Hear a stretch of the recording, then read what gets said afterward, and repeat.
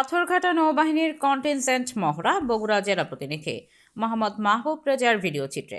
আসন্ন ত্রয়োদশ জাতীয় সংসদ নির্বাচন উপলক্ষে নিরাপত্তা আইন শৃঙ্খলা জোরদারকরণের লক্ষ্যে নৌবাহিনী কন্টিনজেন্ট পাথরঘাটা কর্তৃক ফুড পেট্রোল প্রসঙ্গে অদ্য 24শে জানুয়ারি 4টা থেকে 5টা 30 ঘটিকা পর্যন্ত লেফটেন্যান্ট কমান্ডার আমিরুল হক GBN পি নং 2653-এর নেতৃত্বে 6 জন অফিসার এবং 48 সর্বমোট 54 জন বিভিন্ন পদবীর নৌবাহিনীর সদস্য পাথরঘাটা উপজেলার চরদোয়ানি ইউনিয়নের চরদোয়ানি বাজার সংলগ্ন এলাকায় ফুড পেট্রোল পরিচালনা করা হয়।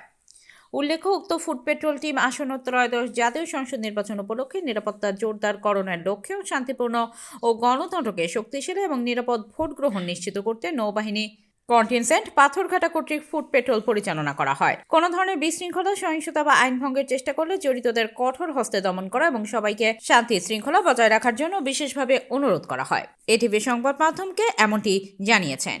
আপনার ভোট আপনার অধিকার। প্রতিপক্ষের প্রতারণায় এই এলাকায় আইন শৃঙ্খলা বাহিনী সহ বাংলাদেশ নৌবাহিনী মোতায়েন রয়েছে।